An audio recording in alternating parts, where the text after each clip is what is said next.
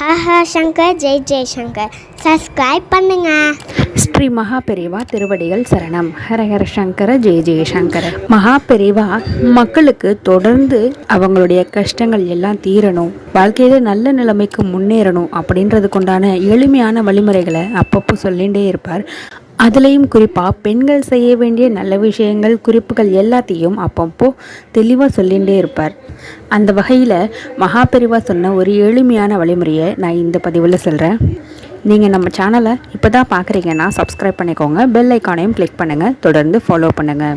நம்ம வீட்டில் எப்போவும் ஒரு நல்ல விஷயங்கள் நடந்துகிட்டே இருக்கணும் தொடர்ந்து. அது மட்டும் இல்லாமல் மகாலட்சுமி கடாட்சம் வீட்டுக்கே கிடைக்கணும். அதோடு கூட எப்பவும் சந்தோஷமாக நிம்மதியாக இருக்கணும் எல்லாருமே அப்படின்ற ஒரு விஷயம் வேணும்னா வீட்டில் இந்த ஒரு சத்தம் கேட்டுகிட்டே இருக்கணும் அப்படின்னு மகாபெரிவா சொல்கிறார். அது என்ன சத்தம் தெரியுங்களா? பெண்கள் கையில் போடக்கூடிய கண்ணாடி வளையல் சத்தம். பெரியவா சொல்கிறார், இப்போ இருக்கிற காலகட்டத்துக்கு தகுந்த மாதிரி எல்லாரும் பிளாஸ்டிக் வளையல் வாங்கி போட்டுக்கிறா. ஆனால் அதில் ஒரு உபயோகமும் கிடையாது.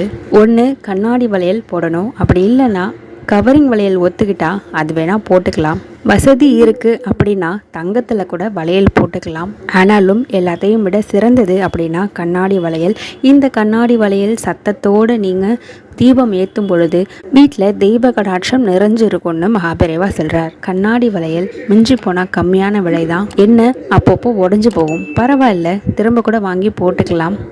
ஆனால் இந்த கண்ணாடி வளையல் சத்தம் கேட்குற வீட்டில் தொடர்ந்து எல்லாமே நல்லதாகவே நடந்துகிட்டே இருக்கும் அப்படின்னு மகாபெரிவா சொல்லியிருக்கார். மகாபெரிவா அருட்கடாட்சம் நம்ம எல்லாருக்கும் கிடைக்கட்டும். ஹரஹர சங்கர ஜெய ஜெய சங்கர.